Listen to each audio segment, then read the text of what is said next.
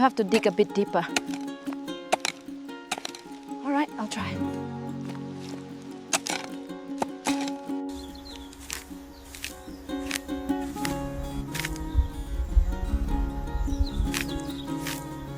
The flowers are beautiful this year.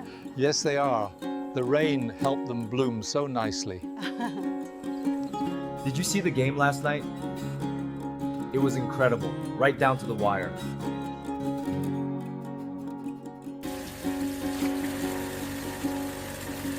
I'm washing these clothes by hand. It's a lot of work, but Can you believe it's already been a year since we last did this? I know, time flies. It feels like just yesterday.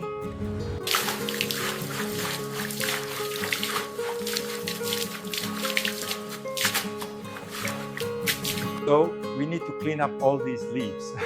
I agree, it's making a mess. I can help with that. So, what are your plans for the weekend? I was thinking of going to the beach. This place is really nice. It's so peaceful. Yeah, it's perfect for a relaxing getaway. It's something you really need to consider, but only you can make that decision. The storm did not arrive with thunder or lightning, but with the quiet weight of footsteps crossing a threshold that should have remained sacred. The small countryside house of Hang and her family had always carried the warmth of resilience, its wooden beams echoing laughter even in the darkest of days. But on that morning, the fragile harmony was ripped open when the debt they owed knocked on their door, not in the form of letters or distant threats, but in flesh and blood. The landlord arrived, tall, stern, with his city-bred son beside him. The air in the living room thickened instantly, as though the house itself sensed danger pressing against its fragile walls. Hang's mother was the first to realize what this meant. Her wrinkled hands, still holding a bundle of herbs freshly plucked from the garden, began to tremble. She had carried the shame of debt for years, burying it under layers of daily work, believing that somehow it would all pass quietly. But the son's sharp eyes darted across every corner of their humble home, and the disdain curling his lips was louder than any insult. "This is what you call a house fit for repayment," he scoffed. The words struck harder than a whip. Hang bit her tongue, her eyes watering, not from weakness, but from the unbearable humiliation that boiled inside. The father of the family had hoped this day would bring resolution. He'd agreed to hand over the small property in exchange for their freedom from debt, a desperate attempt to protect his wife and daughter. But the son, fresh from the glittering city, refused the offering. He wanted something grander, something more suitable. "This," he said, pointing to their walls of cracked plaster, "is unworthy." In that instant, their sacrifice was deemed worthless, and worse still, their dignity became bargaining material. The landlord, unwilling to challenge his son's arrogance, made a cold decision. Until a proper house could be found, he and his son would move into Hang's family home. The silence that followed was crushing.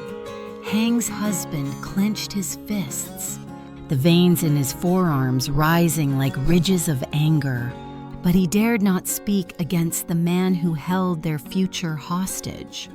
The mother lowered her gaze to the dirt floor, her voice caught in her throat, and Hang, standing in the corner, felt her entire body stiffen as though the walls had collapsed inward, trapping them in a prison of obligation. From the very first night, the imbalance of power was clear. The son lounged across their wooden bed as though it were his throne, demanding pillows, complaining about the smell of smoke from their cooking fire, mocking the old kettle that whistled as it boiled water. "How do you live like this?" he sneered. His words dripped venom, each syllable designed to remind them that he did not belong here, and by extension, neither did they deserve peace. The house creaked under the weight of humiliation, its walls absorbing the bitterness that seeped into every room. At breakfast, the arrogance only grew sharper. When Hang's mother served boiled corn and pickled vegetables, the son shoved the bowl aside with the back of his hand. "This isn't food, this is punishment," he declared, as though starving in a palace. The rejection struck her like a knife, and yet she forced a smile, whispering, "It is what we have. I hope it is enough." But he didn't hear her trembling kindness. He only saw weakness to exploit. He spat sunflower seed shells on the floor and watched with a cruel smirk as Hang quietly swept them away. The mornings blurred into a cycle of scorn. He threw his clothes into a corner, expecting someone else to wash them. He demanded tea at odd hours, his tone slicing through the fragile calm of the house. At times, he would stroll outside and complain that the chickens were too noisy, that the yard smelled of soil, that the roof dripped rain. Every complaint was a dagger, each one carving deeper into their pride. The mother whispered to her daughter that patience was their only shield, that surviving indignity was safer than sparking war.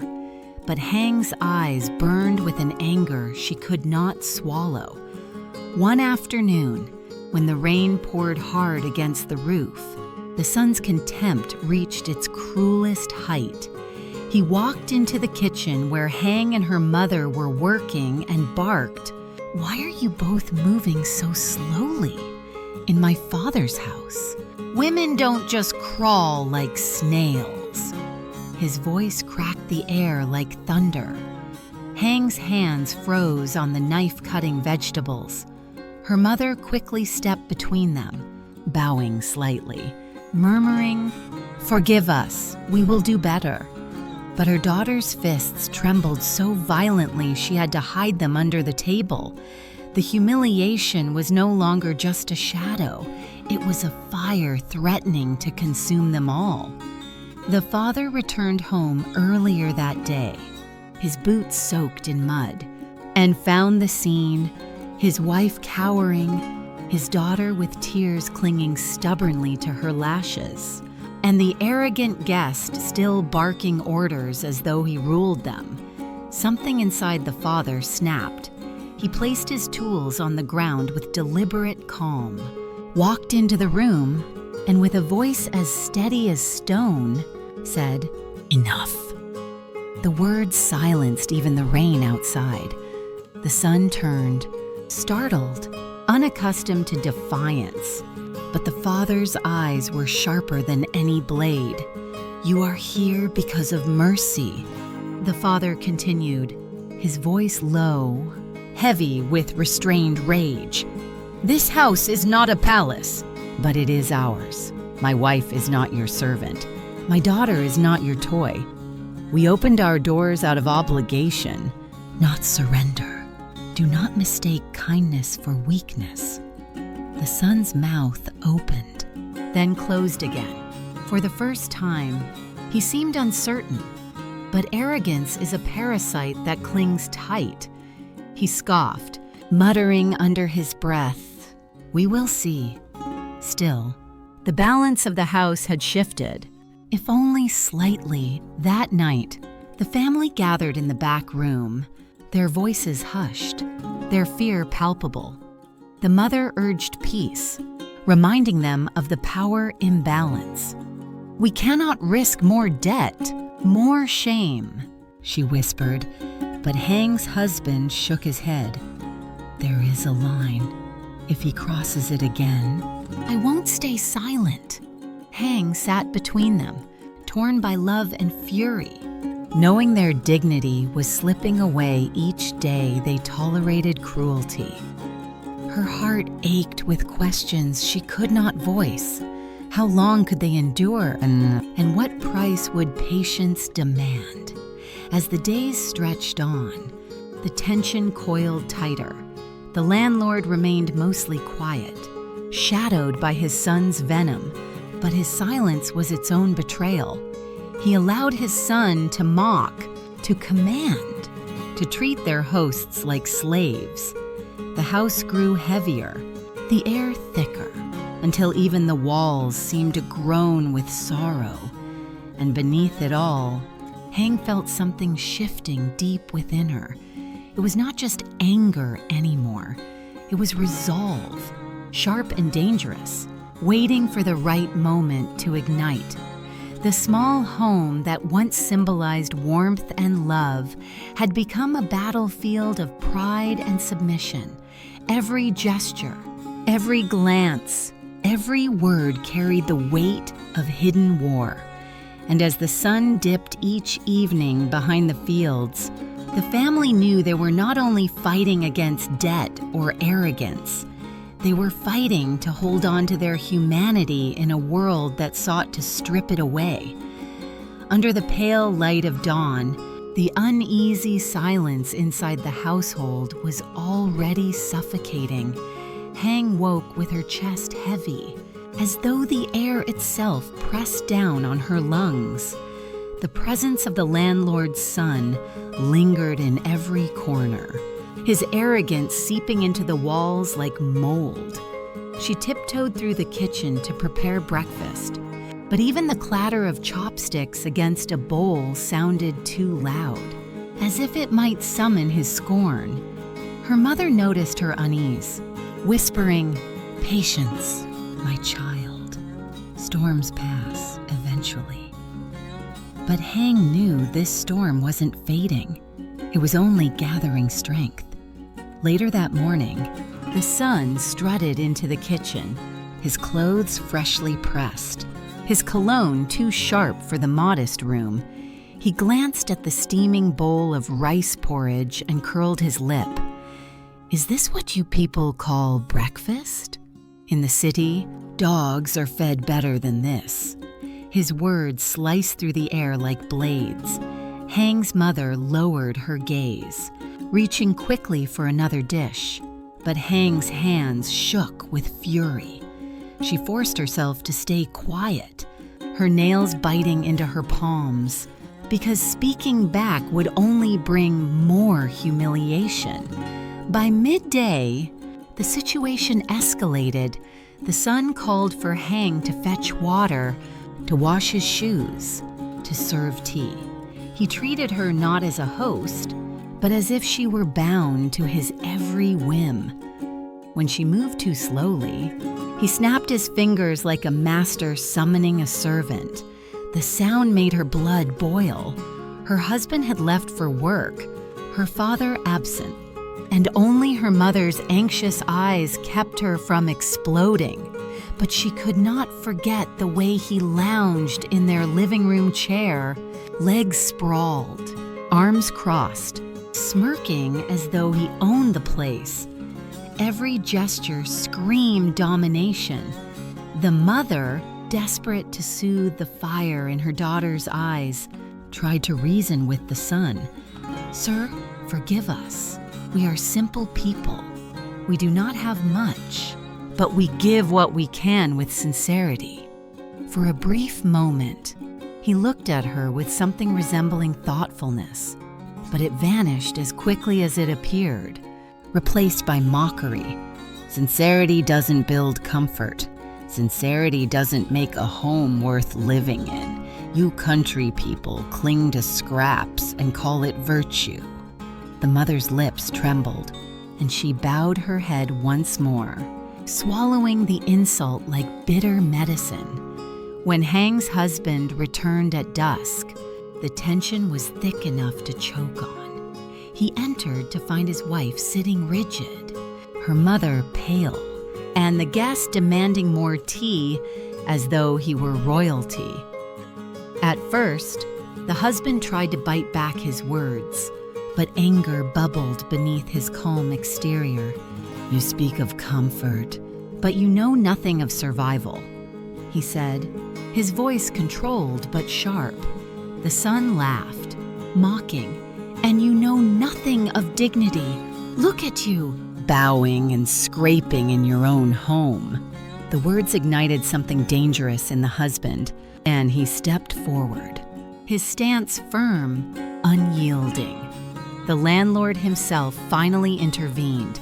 For days, he had watched the growing fire between his son and the family. But now he realized the flames threatened to consume them all. "Enough," he commanded, his voice steady but weary. "We are here because of necessity, not conquest. Show restraint." The son frowned, rolling his eyes, but said nothing more. Yet his silence was laced with contempt, his jaw tight with unspoken defiance. The father's words might have halted the battle for now, but the war was far from over. That evening, when the guests retreated to their borrowed room, the family gathered around their dim lantern. The shadows on the walls stretched long, as if echoing the heaviness in their hearts. Hang whispered, "How long must we endure this?" Her husband clenched his fists, replying, "Until the debt is gone, or until my patience breaks." Her mother, ever the peacemaker, urged them to endure. Pride feeds no one. Humility, painful as it is, will see us through. But even she could not hide the sorrow carved into her features. The days dragged forward, each one another test of their endurance. The son complained about the rooster crowing at dawn, about the roughness of the straw mat, about the taste of the well water. Every word was a reminder that their home had been invaded, that their dignity was being whittled away piece by piece. And yet, through it all, the family clung tighter to one another. They spoke in hushed tones of hope, of repayment, of a day when the house would once again belong only to them. One afternoon, while the sun scorched the fields, the son stormed outside, angry at the heat, angry at the dust, angry simply because the world did not bend to his will. He kicked over a bucket of water, spilling the family's precious reserve onto the ground. Hang rushed forward, her voice finally breaking free. "Do you have no respect at all? This is not your home. You are a guest." For a moment, the yard fell silent, even the cicadas pausing their relentless cry. The son turned, his eyes dark, a cruel smile tugging at his lips. "Guest? No, I am the master now. Remember your place." The confrontation left Hang trembling, but something inside her shifted. Fear gave way to resolve. She refused to let him crush their spirit, even if he held power over their debts. That night, she sat with her husband and mother, her voice steady despite her exhaustion. "We cannot let him destroy who we are. Let them take the house.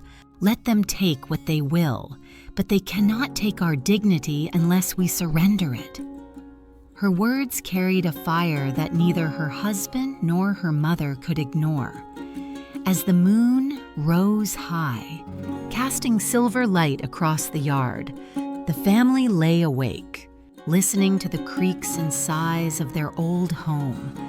They knew the struggle was far from over, that tomorrow would bring more scorn, more trials, more battles of pride. But in the quiet, they also knew something else. Together, they could endure. The house might be small, their resources few, but their bond was unbreakable. And in a world where arrogance ruled, love and unity were their rebellion. The morning sun crept slowly across the yard, its light spilling into corners still heavy with tension. Hang awoke with a sense of unease, her heart beating faster than usual. For days, their household had been walking a tightrope between anger and endurance, with every gesture of the landlord's son testing their patience. Yet today felt different, as if something unseen was building, pressing against the fragile walls of their home. Her mother was already awake, sweeping the yard with deliberate calm, each stroke of the broom a quiet prayer that the storm would soon pass. The son emerged not long after, stretching and yawning loudly, as though mocking the silence. He wrinkled his nose at the smell of porridge simmering on the stove. "Again with this slop?" he sneered, shaking his head. "How do you survive on such filth?" Hang bit her tongue, her fists clenched beneath the table, but her husband, weary from endless provocation, finally spoke. "We survive because we respect what we have, something you've forgotten." His voice was sharp, cutting through the air like a blade. The son's face darkened. He stepped closer, his arrogance hardening into hostility. "Watch your tone. Without us, you would be rotting under debt. This house is mine as much as yours now." The words stung, not because they were true, but because they were a direct assault on everything the family held sacred. The mother set down her broom, her voice trembling yet firm. "This house is not yours. It shelters us with love, not wealth. You can stay here, but you will never own the heart of this home." The landlord, who had until now remained a silent witness, entered the room, his face heavy with shame. He had watched his son's cruelty for days, but guilt gnawed at him, the weight of debt and pride locking him in silence. Yet as the argument grew fiercer, he could no longer turn away. "Enough," he said, his voice softer than thunder, but heavier than stone. "We have overstayed our welcome. This family gave us shelter out of obligation, and we have returned their kindness with cruelty." His son turned in disbelief, his arrogance faltering. "Father," he began, but the elder man raised a hand. "No more excuses." Hang's husband stepped forward, his chest rising with relief, but his eyes still sharp with caution. "Then let it end here. Take back your pride, and take your son with you. We will bear our debt on our own terms, but we will not bear your contempt." The room fell silent, every word vibrating with the weight of truth. The son's face twisted with fury, his pride wounded. He wanted to argue, to lash out, but his father's gaze silenced him. For once, arrogance found no place to hide. They packed quietly that afternoon. The landlord's son slammed doors, muttered curses under his breath, but his father remained solemn, gathering their belongings with deliberate care. The family watched, their emotions a storm of relief and lingering bitterness.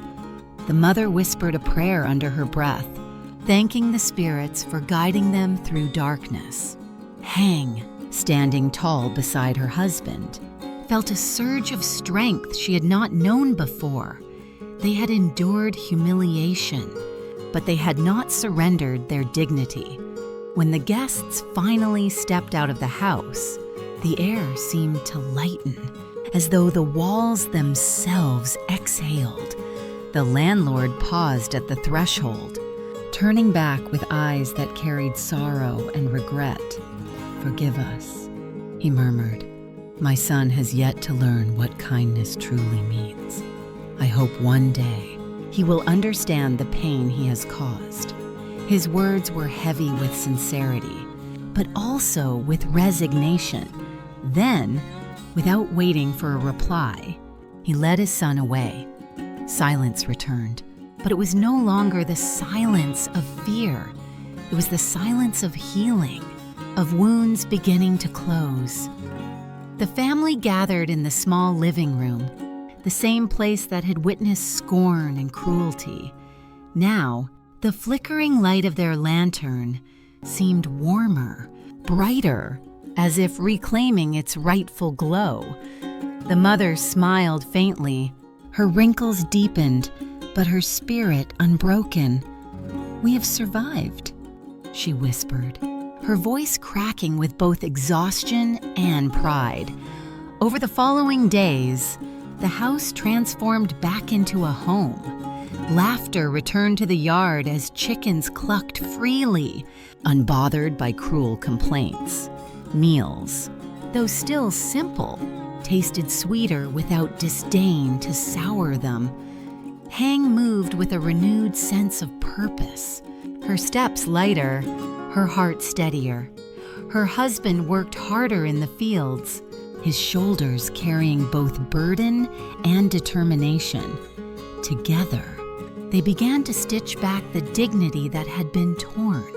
Yet, despite the relief, there was also reflection. At night, Hang lay awake, staring at the ceiling, replaying every insult, every humiliation. And though it hurt, she realized those days had carved something permanent within her, a fire that would never again be extinguished by arrogance. "We may be poor," she thought, "but we are not powerless. Our worth is not measured by wealth, but by the love we hold for each other." That realization, more than anything, gave her peace. The community, too, noticed the change. Neighbors who had whispered about the family's debt now spoke of their resilience, their strength in the face of hardship. Some brought food, others offered help, small gestures that carried great weight. The family was no longer just defined by what they owed, but by the respect they had earned through endurance. Even suffering had sown seeds of solidarity.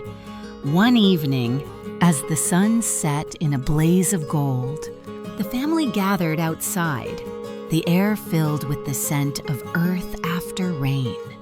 The father spoke quietly, his voice carrying the wisdom of struggle. "We cannot choose the trials life gives us, but we can choose how we meet them. We chose patience, we chose dignity, and now we choose to rebuild." His words hung in the air, soft yet unshakable, weaving themselves into the foundation of their home. The memory of the landlord's son remained, a shadow that might never fully fade, but it no longer haunted them. Instead, it became a reminder of what they had endured, of the line they had drawn and defended.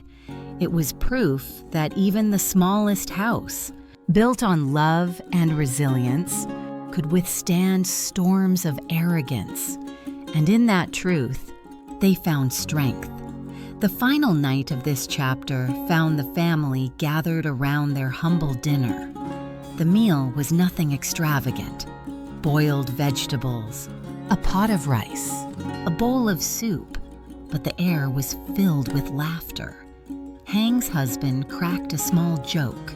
Her mother scolded him playfully, and Hang herself laughed until her sides ached. For the first time in weeks, the sound of joy filled the house, untainted by scorn. It was proof that no matter how fragile their home seemed, its heart could not be broken.